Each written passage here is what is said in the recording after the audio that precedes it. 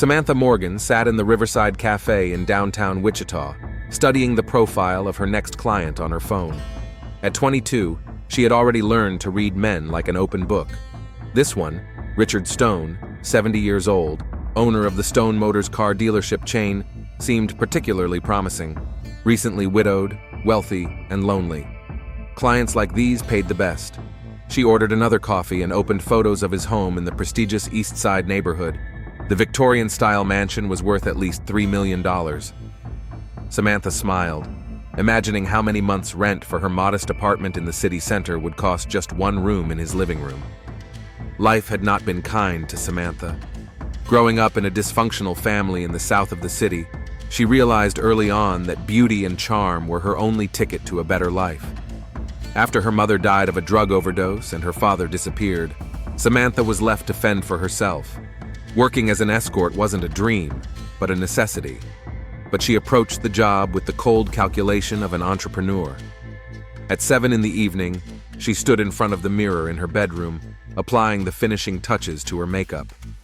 A black dress accentuated her slender figure, and her chestnut hair was elegantly pulled back into a low bun. She looked expensive but not provocative, just right for a first meeting with a client like this. The Metropolitan restaurant had not been chosen at random. It was a place where Wichita's influential people met, where million-dollar deals were made over glasses of expensive wine.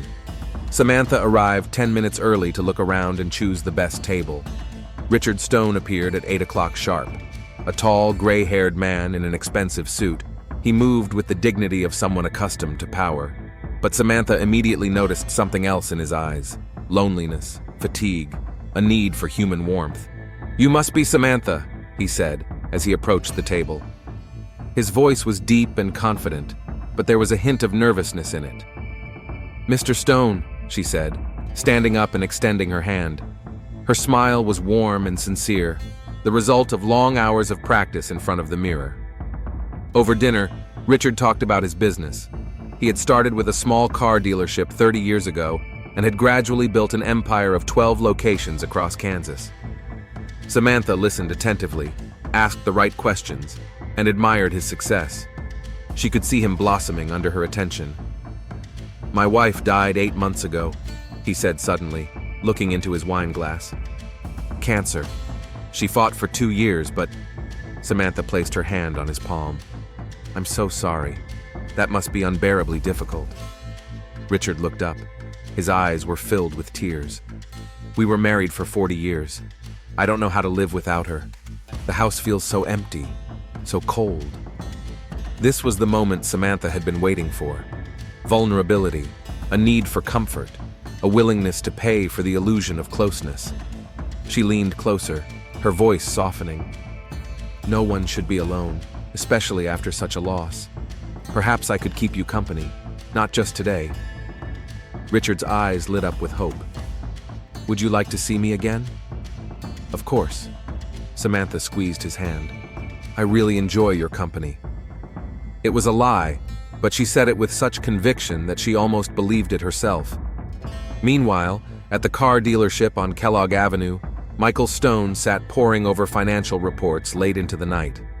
At 45, he looked older than his years. Gray hair, deep wrinkles around his eyes, and perpetually furrowed brows were all the result of chronic stress. Business was going well, but Michael had a weakness for gambling. Over the past 2 years, he had racked up $400,000 in debt. His creditors were becoming increasingly insistent, and some were openly threatening him. His father's inheritance was his only hope. Richard owned real estate worth more than $15 million, plus a business worth another $8 million. Michael was the sole heir, but recently his father had started talking about rethinking his priorities. The ringing of the phone interrupted his gloomy thoughts. "Michael, this is Jennifer." His father's secretary sounded alarmed. "Your father didn't return to the office after lunch today. He said he had an important meeting, but didn't say with whom." Michael frowned. His father had always been punctual and predictable in his habits. "Is he answering his phone?" "No, I've called several times." "Okay, I'll try to reach him." Jennifer Collins hung up and returned to her desk in Richard's reception area. At 35, she was an attractive woman, but her beauty was austere and reserved.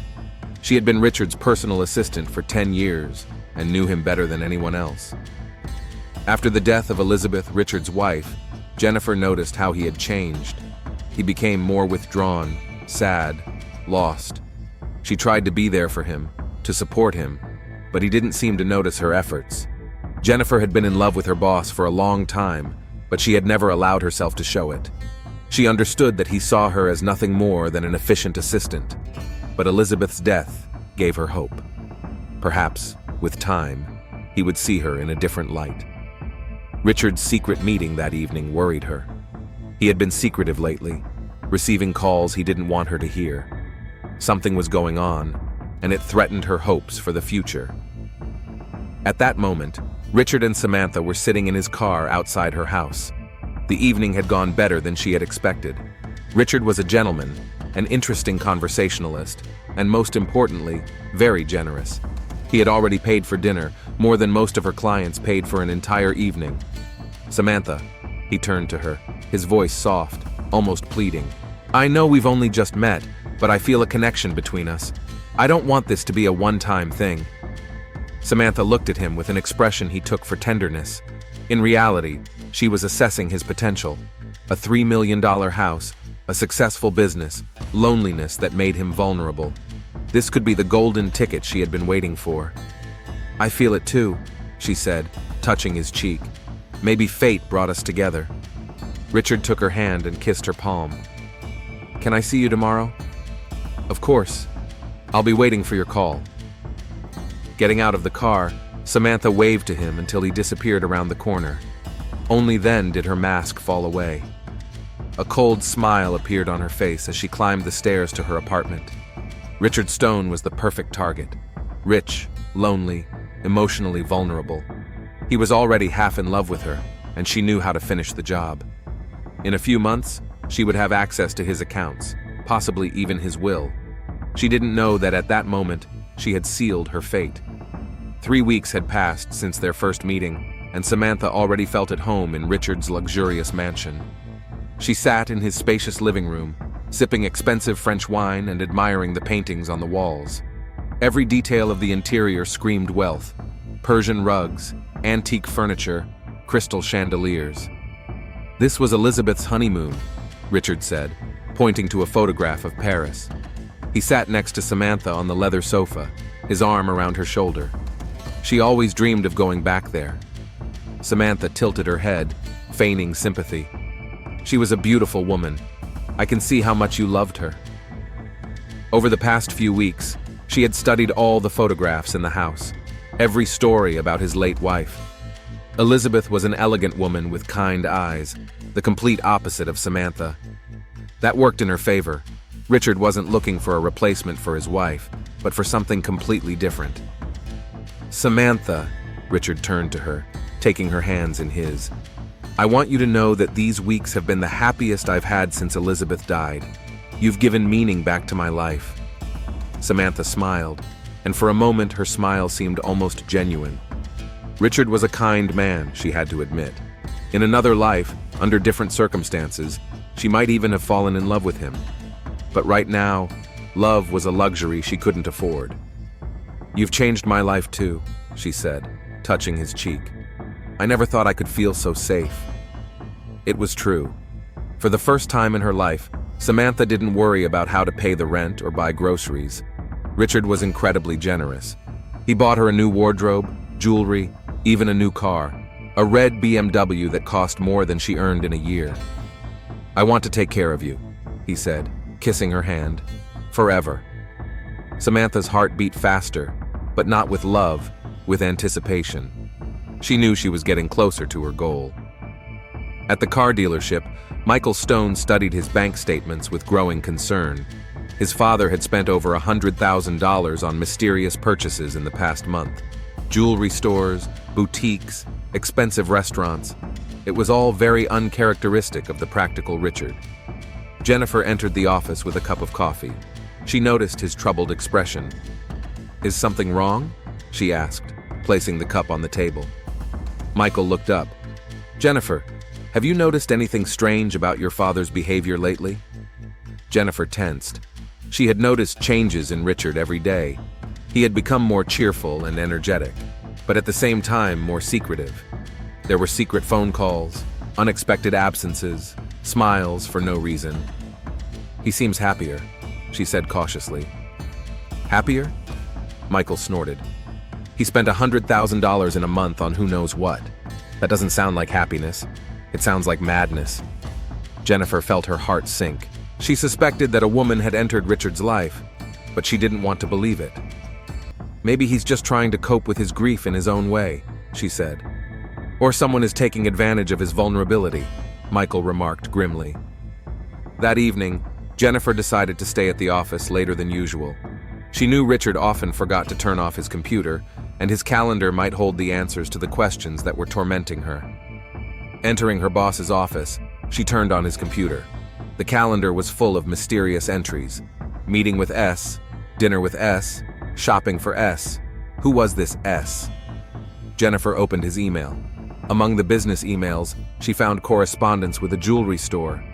Richard had ordered an expensive diamond necklace worth $30,000. It was addressed to Samantha Morgan. Jennifer's hands trembled as she wrote down the name. Samantha Morgan. Who was she? A quick internet search gave her the answer she was afraid to hear. Samantha Morgan, 22, worked as an escort. Her profile on a dating site was full of seductive photos and suggestive hints. Jennifer felt her world crumble. Richard, the man she had loved for years, was dating a prostitute who was 48 years younger than him. Tears streamed down her cheeks as she realized that all her hopes were in vain. She could never compete with a young beauty who knew how to handle men. Meanwhile, Samantha and Richard were dining at an expensive rooftop restaurant at the Drury Plaza Hotel. The view of the Wichita lights was stunning, but Samantha was focused on more important things. Richard, she said, playing with her champagne glass, I want to ask you something important. Of course, dear. Anything. What's going to happen to us? I mean, in the future? Richard took her hand. I think about that every day. I know there's a big age difference between us, but I feel like we're meant to be together. Samantha leaned closer. I feel the same way, but I'm worried about what people will think. Your family? I don't care what other people think, Richard said firmly. I've lived too long for other people. Now I want to live for myself. For us. What about your son, Michael? Richard's face darkened. Michael is a grown man. He should understand that I have a right to happiness. Samantha could see that there was tension between father and son. That was good for her plans. Divide and conquer. I just don't want to cause problems in your family, she said with feigned concern. You're not the cause of the problems. You're the solution. Richard kissed her hand. Samantha, I want you to move in with me. Samantha's heart skipped a beat. This was a big step forward. Are you sure? This is so fast. I've never been more sure of anything. The house is too big for one person. I want you to fill it with life again. Samantha feigned excitement, though inside she was jubilant. Moving into Richard's house would give her complete access to his life, his finances, his secrets. Okay, she said, kissing him on the lips. I'm ready. The next day, Michael received a call from his father asking to meet. They sat in Richard's office, and the atmosphere was tense. Michael, I want to introduce you to a special woman, Richard said. Special? Michael raised an eyebrow. Who is she? Her name is Samantha. We've been dating for a few weeks and I'm in love with her. Michael felt his stomach tighten. Dad, don't you think it's too soon? Mom died only 8 months ago. Richard's face hardened. Don't you dare tell me it's too soon. I've grieved enough. I have a right to be happy. Sure, but who is she? How do you know her? That's none of your business, Richard said sharply. I just want you to be nice to her. She's moving in with me. Michael was shocked. Moving in? Dad, are you out of your mind? You barely know this woman. I know enough. I know she makes me happy. That's all that matters. What if she's just using you? What if she's after your money? Richard stood up, his eyes flashing with anger. Enough. I won't let you say things like that. Samantha loves me, and I love her. Loves? Michael laughed bitterly. Dad, you're a rich, lonely old man. Of course she loves you. The blow hit Richard right in the heart. Get out, he hissed. Get out of my office. Dad, get out. Michael left, slamming the door behind him. He knew he had lost his father. But worst of all, he felt his inheritance was in jeopardy. Jennifer watched the scene from the living room, her heart breaking. She saw Richard suffering, his family falling apart, all because of a woman who, she was sure, was only using him. That evening, Samantha officially moved into Richard's house. She stood in the master bedroom, looking at Elizabeth's photos on the nightstand. Maybe we should take them down, she suggested gently. Richard hesitated. That was 40 years of my life. I understand, but if we want to build a future together, maybe it's time to let go of the past. After a long silence, Richard nodded. You're right. Elizabeth wouldn't want me to live in the past. Samantha helped him put the photos in a box. With each photo she removed, she felt her power over him grow. Late at night, while Richard was asleep, Samantha quietly slipped into his study. She knew that sooner or later she would need information about his finances. A first glance at his documents revealed the extent of his wealth. Real estate, stocks, bank accounts. It was all worth over $20 million. She took photos of several important documents with her phone, including a copy of his current will. Michael was the sole heir, but the will had been drawn up 5 years ago. A lot could have changed. Samantha smiled as she returned to the bedroom. Everything was going according to plan. Soon she would not just be the mistress of a rich old man, but his heiress. 2 months had passed since Samantha moved in, and she felt like the rightful owner of the mansion. Sitting at breakfast in the spacious dining room, she read the news on her tablet while Richard studied business documents. The household staff, maid Maria and chef James, had already grown accustomed to her presence and treated her with respect. Darling, I want to talk to you about something important, Richard said, putting down his documents. Samantha looked up, her heart beating faster. From the tone of his voice, she knew that the moment she had been preparing for was approaching. Of course, what's troubling you? Richard took her hand.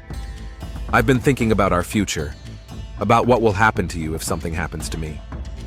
Don't say that. Samantha squeezed his fingers, feigning concern. You're healthy and strong. I'm 70 years old, Samantha. I have to be realistic. Richard paused, gathering his thoughts. I want to change my will, include you in it. Samantha felt a rush of adrenaline but kept her expression calm. Richard, I can't let you do that. Michael is your son. He has a right to his inheritance. Michael will get his share, but you need to be taken care of too. You've become the most important person in my life. But what will people think? Your family? Richard's face darkened. Michael has already shown how he feels about our relationship. He thinks you're using me. Maybe it's time to show him that I make my own decisions. Samantha stood up and hugged him from behind. I just don't want to be the cause of discord in your family. You're not the cause, dear. You're a blessing. That same day, Richard called his lawyer, Robert Harris, with whom he had worked for 20 years. They agreed to meet the next day to discuss changes to the will. Meanwhile, Michael sat in his office trying to figure out how to solve his financial problems. A call from a debt collector interrupted his thoughts. Mr. Stone, this is Vincent Caratelli. We've been waiting a week for your payment. Michael clenched his fists. Vincent worked for one of the most ruthless loan sharks in town. I understand, but I need a little more time. Time is up, Michael. You owe us $150,000, plus interest. If we don't have the money by the end of the week, we'll start taking action. What kind of action? You don't want to know. Find the money. The line went dead. Michael knew these people weren't joking. He needed money, and his only source was his father.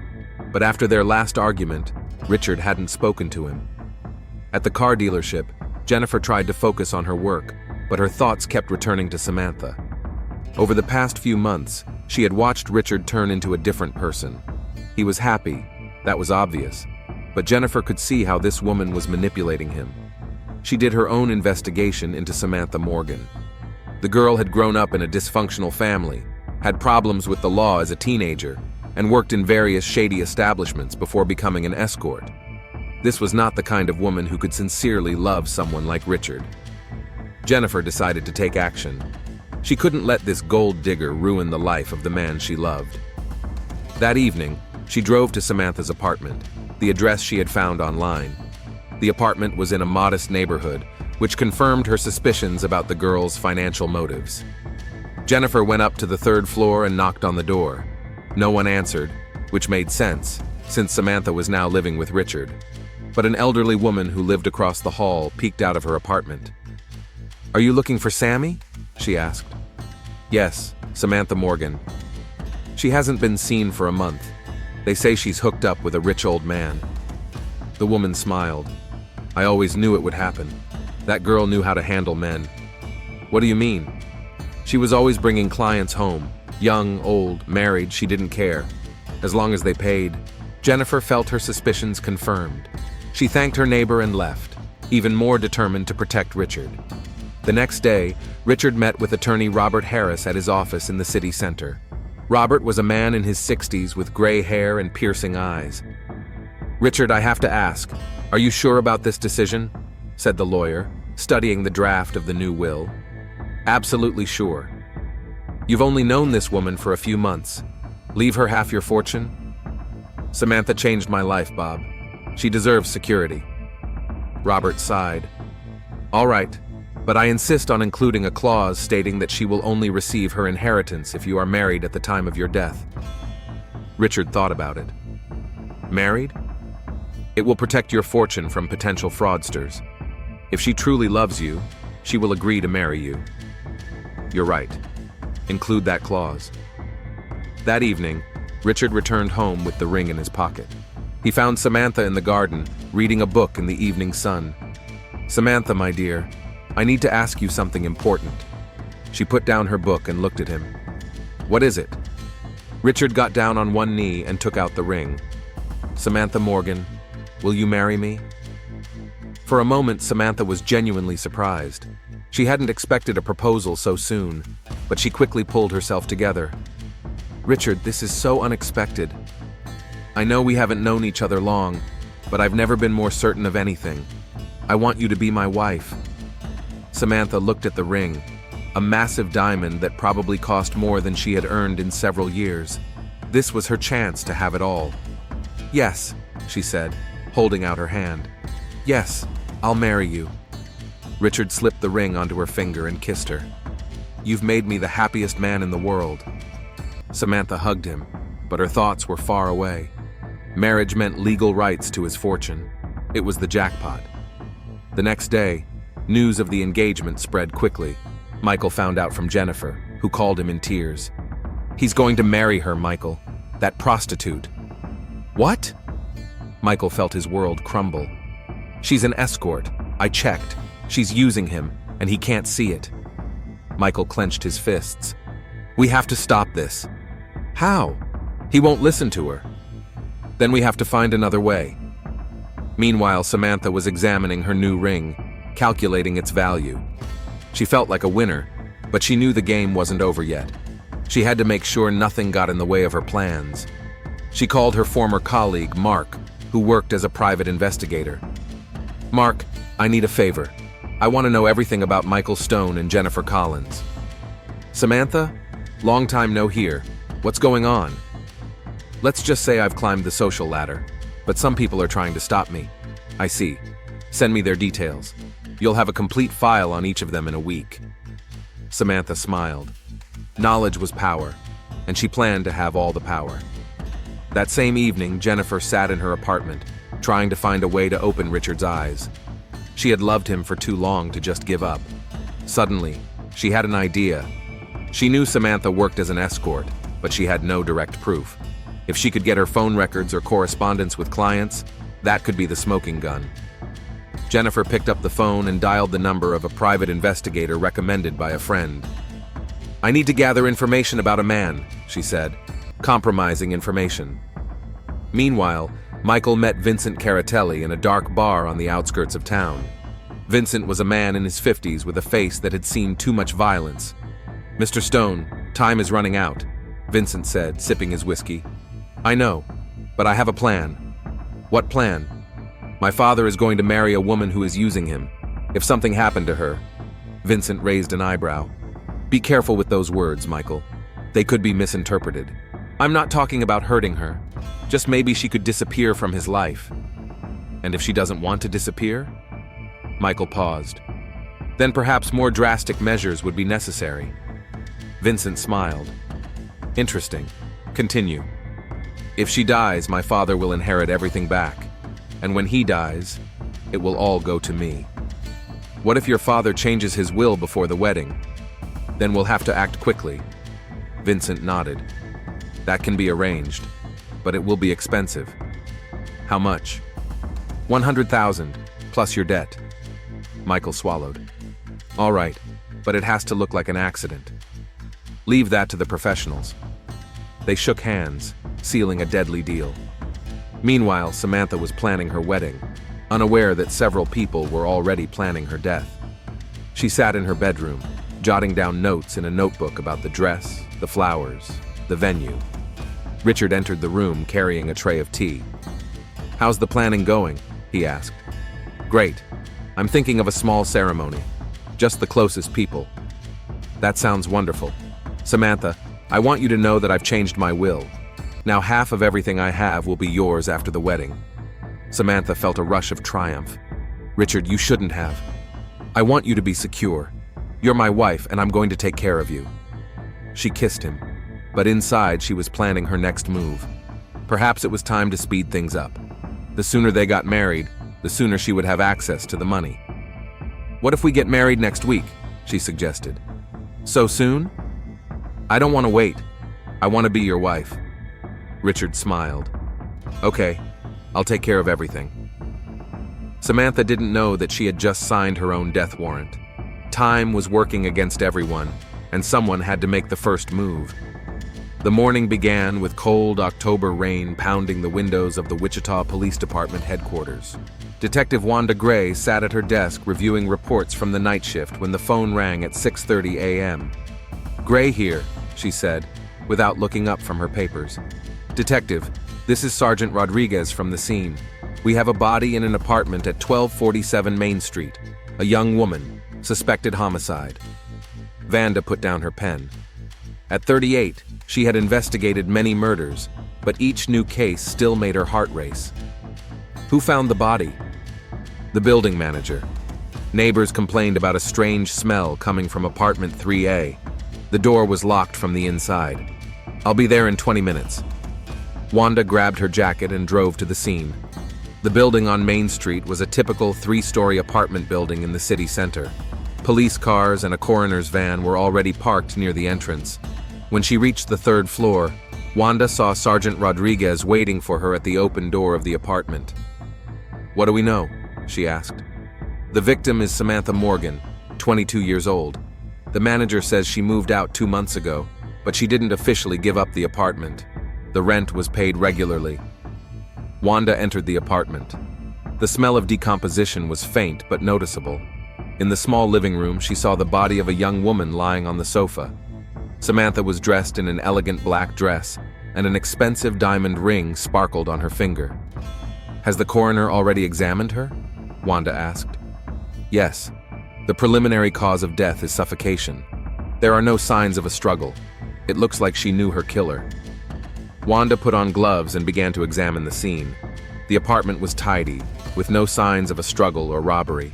There were 2 wine glasses on the coffee table, one empty and the other half full. She was drinking with someone, Wanda remarked. Check the glasses for fingerprints. In the bedroom, the detective found a suitcase half-packed, as if Samantha had been planning to go somewhere. A cell phone lay on the nightstand. Strange, Wanda muttered. Why would she come back to this apartment if she hadn't lived here for 2 months? Sergeant Rodriguez showed her the victim's driver's license. Maybe she was meeting someone here. According to the neighbors, she worked as an escort. Wanda raised an eyebrow. Interesting. Check her phone records and bank accounts, and find everyone who saw her alive.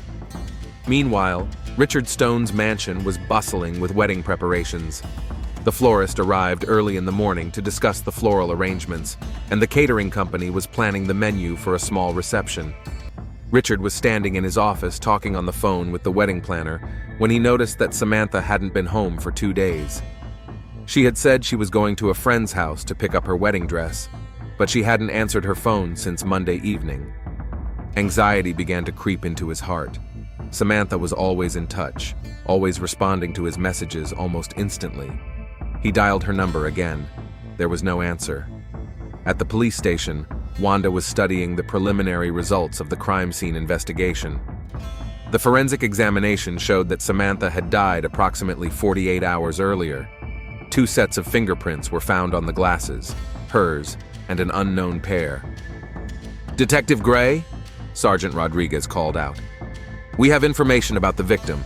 She had been living with Richard Stone, the owner of a chain of car dealerships, for the past 2 months. They were supposed to get married this week." Wanda felt the puzzle begin to fall into place. Richard Stone, the millionaire from the East Side? That's the one. The age difference is 48 years.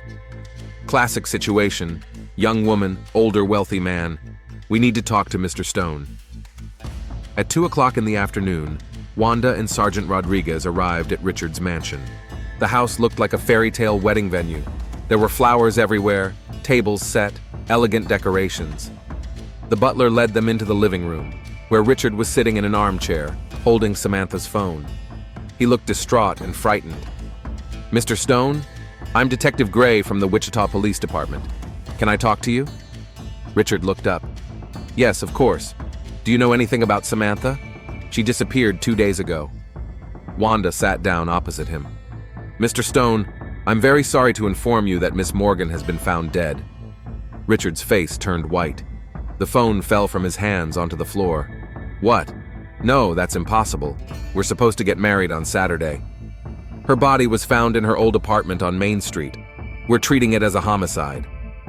Richard staggered, and Wanda thought he was about to faint. "Homicide? Who would want to kill Samantha?" "That's what we're trying to find out. When was the last time you saw Miss Morgan?" "On Monday morning. She said she was going to her friend Nicole's to pick up her wedding dress. She promised to be back for dinner, but she never came home." "Do you have this friend's contact information?" Richard shook his head. "Samantha never gave me her number. She said Nicole was very private." Wanda wrote this down in her notebook. "Mr. Stone, who else knew about your relationship with Miss Morgan?" "My family, my employees. We didn't hide our relationship." "How did your family feel about the engagement?" Richard's face darkened. "My son Michael was against it. He thought Samantha was using me. We had a big fight about it." "When was that?" "About a month ago. We've barely spoken since." Wanda continued asking questions for another half hour, trying to piece together the last days of Samantha's life. Richard seemed genuinely devastated by the loss, but the detective knew that appearances could be deceiving. As she left the mansion, she said to Sergeant Rodriguez, "Check Mr. Stone's alibi for Monday and Tuesday, and find that son of him, Michael." Michael Stone was in his office when the police arrived. He had just finished a phone call with Vincent Caratelli, who had informed him that the problem had been taken care of. "Michael Stone?" Wanda showed her badge. "Detective Gray, I need to talk to you about Samantha Morgan." Michael's heart raced, but he kept a calm expression on his face. "Samantha? What happened to her?" "She's dead. Murdered." Michael feigned shock. "My God, my father will be devastated." "Where were you on Monday evening and Tuesday, Mr. Stone?" "On Monday I worked here late, then went home. On Tuesday I was at the office too." "Why do you ask?" "Your father said you had a disagreement with Miss Morgan." Michael sighed. "Yes, that's true. I thought she was using him, but I never wanted anything to happen to her." "Who can confirm your alibi?" Michael thought for a moment. "The security cameras in the building. My assistant saw me on Tuesday morning." Wanda wrote this down. "We'll check. Thank you for your cooperation." When the police left, Michael felt a mixture of relief and unease. The plan had worked, but now the investigation would begin. He hoped Vincent and his people were professional enough not to leave any traces. At the car dealership, Jennifer Collins was sobbing at her desk. The news of Samantha's death had reached her an hour after the police visited Richard. She felt a strange mixture of relief and guilt. On the one hand, the threat to her hopes for a relationship with Richard was gone. On the other hand, a girl was dead, and Jennifer couldn't shake the feeling that she was somehow responsible. The private investigator she had hired had called her the day before to say he had compromising photos of Samantha with other clients.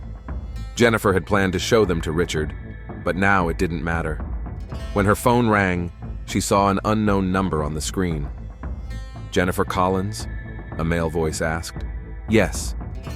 "Detective Gray, Wichita Police Department. I need to talk to you about Samantha Morgan." Jennifer's heart sank with fear. "What happened?" "Miss Morgan is dead. She's been murdered. I'd like to ask you a few questions." 30 minutes later, Jennifer was sitting in the police station, trying to maintain her composure under Detective Gray's intense gaze. "How long have you worked for Mr. Stone?" Wanda asked. 10 years. I was his wife's secretary, and after she died, I became Richard's personal assistant." "How did you feel about your boss's relationship with Miss Morgan?" Jennifer hesitated. "I was worried about him. Samantha was very young, and I thought, what did you think? That she might be using him. He was vulnerable after his wife died.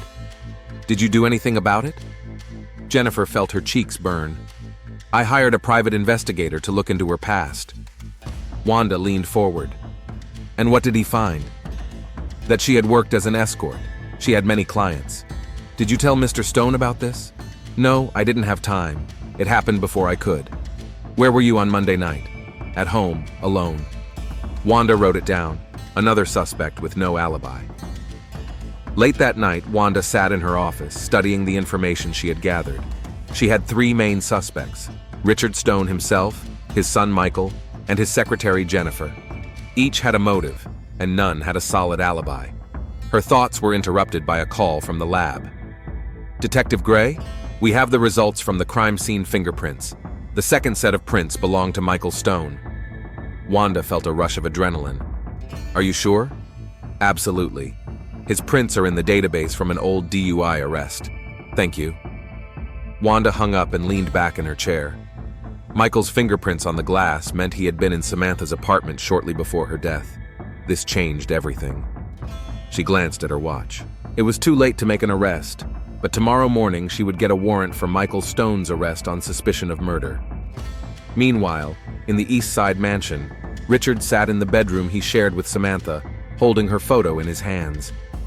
The house felt unbearably empty without her laughter, without her presence. He couldn't believe she was dead. Just a few days ago, they had been planning their wedding, talking about their future, about the trips they would take together. Now, it was all just a dream. Richard looked at the wedding invitations lying on the table, ready to be sent out. "Richard Stone and Samantha Morgan invite you to share in the joy of their union." Tears streamed down his cheeks as he realized he would never see her smile again, never hear her voice, never feel her touch. Someone had taken away the only source of happiness he had had since Elizabeth's death, and he swore that whoever it was would pay for it. In another part of town, Michael sat in a bar, trying to drown out the guilt that was eating away at him with alcohol. He got what he wanted. Samantha was no longer a threat to his inheritance, but the price was higher than he thought. He hadn't planned on killing her himself. Vincent was supposed to do it cleanly, professionally, without leaving any traces. But something went wrong, and now the police were asking questions. Michael ordered another whiskey, hoping that alcohol would help him forget Samantha's look when she realized he had come to kill her. But some memories cannot be erased, even with the strongest alcohol. Early Thursday morning began with Detective Wanda Gray receiving an arrest warrant for Michael Stone. She sat in her car in front of Stone Motors, studying the suspect's file and planning her interrogation strategy. Sergeant Rodriguez joined her at 8 in the morning. "Ready to arrest him?" "So far, we only have fingerprints on the glass. That's enough for an arrest, but not for a murder charge. We need a confession or additional evidence." They entered the dealership, where Michael was already working in his office. He looked tired and nervous, with red eyes and trembling hands. "Michael Stone, You're under arrest on suspicion of murdering Samantha Morgan, Wanda said, showing him the handcuffs. Michael turned pale but didn't resist. I want a lawyer, he said quietly. That's your right. But first, we're going to the station. At the police station, Michael was placed in an interrogation room where he waited for his lawyer for 2 hours. Wanda used this time to study the suspect's bank records and phone calls from the past few weeks. What she discovered made her wary. Michael had debts totaling $400,000 to various creditors, including several very shady organizations. His phone records showed numerous calls to an unknown number, which turned out to belong to Vincent Caratelli, a man with an impressive criminal record. When Michael's lawyer arrived, a young, ambitious attorney named David Clark, Wanda was ready for a serious interrogation. Mr. Stone, she began, turning on a tape recorder, your fingerprints were found on a wine glass in the victim's apartment. How do you explain that? Michael looked at his lawyer, who nodded. I was there on Monday night, but I didn't kill her. Why did you go there? To talk to her, to try to convince her to leave my father alone. Wanda leaned forward. And how did that conversation go? Michael paused for a long time, gathering his thoughts. She laughed at me. She said it was too late, that my father had changed his will in her favor. She said that after the wedding, she would get half of everything. How did you feel when you heard that? Rage, despair. My family had worked for decades to build this business, and some whore was going to take half of it. The lawyer touched Michael's hand, warning him to be careful, but he continued. I had debts, serious debts to dangerous people. My father's inheritance was my only salvation. And what did you do? Michael closed his eyes. I strangled her. She was sitting on the couch, drinking wine and laughing at me. Something inside me snapped. David Clark turned pale. Michael, stop talking. But Michael couldn't stop. Months of stress, guilt, and fear finally burst out. I wrapped my arms around her neck. She tried to fight back, but she was so small, so fragile. Within minutes, it was over. Wanda continued to record the statement, but she felt something was wrong. The story sounded plausible, but some details didn't add up. Mr. Stone, you said you strangled Miss Morgan with your hands, but the medical examiner found no bruises consistent with strangulation by hand. The marks on her neck indicate strangulation by something soft, possibly a scarf or a rope. Michael opened his eyes, looking confused. I don't remember exactly. It all happened so fast. Or maybe you're not telling the whole truth. The lawyer intervened. My client has confessed to the murder. What more do you want? Wanda studied Michael's face. He was definitely hiding something. Mr. Stone, are you familiar with Vincent Caratelli? Michael's face turned deathly pale. How do you know that name? Your phone records. Lots of calls in the last few weeks. Mr. Caratelli is known to us as a man who solves problems for money. What problems did he solve for you? Michael remained silent, but his silence spoke louder than any words. Wanda continued. Perhaps you didn't kill Samantha yourself. Perhaps you paid Caratelli to do it. No, Michael exclaimed. I did it myself. I killed her. But Wanda saw the lie in his eyes. Michael was trying to take the blame, but he wasn't the real killer. She ended the interrogation and sent Michael to his cell, then went to look for Vincent Caratelli. Vincent was found in his office, a modest room above an Italian restaurant on the outskirts of town. When Wanda and 2 officers climbed the narrow staircase, they heard the sound of documents being quickly destroyed. Vincent Caratelli! Police! Wanda shouted, breaking down the door. Vincent was standing next to a burning trash can filled with papers. He was a man in his 50s with a rough face and cold eyes. Do you have a warrant? He asked. We'll get one. Wanda nodded to one of the officers. In the meantime, you can answer a few questions. I have the right to remain silent. Of course, but Michael Stone has already told us about your relationship. Vincent smiled. Michael Stone is a loser with a gambling addiction. He owes me money, but that's not a crime. Murder is a crime. What murder? I don't know anything about any murder. Wanda studied his face. Vincent was a professional. He didn't admit things easily, but she noticed a nervous twitch in the corner of his left eye. Samantha Morgan. Michael paid you to kill her. Prove it." At that moment, one of the officers pulled a half-burned piece of paper out of the burning bucket. "Detective, look at this." Wanda took the paper. It was a receipt for $100,000, signed by Michael Stone and dated last week. "Interesting," she said. "What did Michael pay you $100,000 for?" Vincent was silent, but his face darkened. "We'll check your alibi for Monday night. We'll find witnesses. We'll check the surveillance cameras. And sooner or later, we'll find a connection between you and the murder." "Do you want to know the truth?" Vincent said suddenly. "Michael Stone hired me to scare a girl, to make her go away. No one said anything about murder. But she's dead. It's not my fault. I went to her to talk, to explain that it would be better for her to disappear. But she was stubborn." Wanda turned on the tape recorder. "Go on." "She said she wouldn't go anywhere, that the old man loved her and would leave her all his money. I tried to be convincing, but she started screaming and threatening to call the police." "And what did you do?" Vincent paused, then sighed. "I had a scarf with me, a silk one I use for persuasion. I just wanted to scare her, but she kept screaming and You strangled her." "It was an accident. I didn't mean to kill her." Wanda felt relieved. Finally, the truth had come out. But the investigation wasn't over yet. When she returned to the station, she found another surprise waiting for her. Jennifer Collins was sitting in the reception area, nervously fingering her purse. "Detective Gray, I need to tell you something." They went into Wanda's office, where Jennifer sat down on the edge of a chair, clearly nervous. "I knew about Michael's plans," she said quietly. Wanda raised an eyebrow. "What did you know?" "Last week I overheard him on the phone. He was talking to someone about the problem having to be taken care of before the wedding.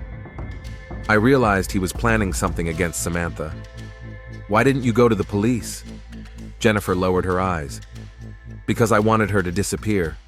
I loved Richard for 10 years, and that girl destroyed all my hopes." "But you didn't participate in the murder?" "No. God, no. I wanted her to go away but not die." Wanda recorded Jennifer's statement, which confirmed the theory of a conspiracy between Michael and Vincent. By evening, the picture became clear. Michael Stone, desperate because of his debts and the threat of losing his inheritance, hired Vincent Caratelli to make Samantha disappear. Vincent was only supposed to scare her, but the situation got out of control, and he killed the girl. Wanda arrested Vincent on suspicion of murder, and Michael on suspicion of conspiracy and incitement to murder. The next day, she went to Richard Stone to inform him of the results of the investigation.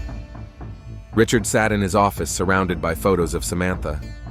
He had aged 10 years in the last few days, his face gray with grief. "Mr. Stone, we have arrested your fiancé's killers." Richard looked up. "Who were they?" "Your son Michael hired a criminal named Vincent Caratelli. Michael was afraid of losing his inheritance because of the upcoming wedding." Richard's face contorted with pain. "Michael? My own son? I'm so sorry. I know this must be unbearable." Richard was silent for a long time, digesting this information. "He killed the only person who made me happy for money. Mr. Stone, I must also inform you of what we learned about Miss Morgan during our investigation." Richard looked at her. "What did you find out?" Wanda hesitated. She didn't want to cause him any more pain, but he had a right to know the truth. "Samantha was working as an escort. She had other clients even while she was living with you, and there is reason to believe that her interest in you was primarily financial." Richard closed his eyes. "I knew." "I'm sorry?" "Deep down, I knew. A man my age can't expect a beautiful young woman to love him selflessly." He opened his eyes, and they were filled with tears. "But I didn't care. She made me happy. For the first time in months after Elizabeth died, I felt alive. Even knowing she was using you? Maybe we used each other. I gave her security and money. She gave me the illusion of love and youth. But the illusion was better than nothing." Wanda felt compassion for this broken man. "What are you going to do now?" Richard looked at the photo of Samantha. "I'll remember the good times, and I'll try to forgive my son, although I don't know if I ever will." 3 months later, The trial took place. Vincent Caratelli was sentenced to life in prison for first-degree murder. Michael Stone received 20 years for conspiracy and incitement to murder.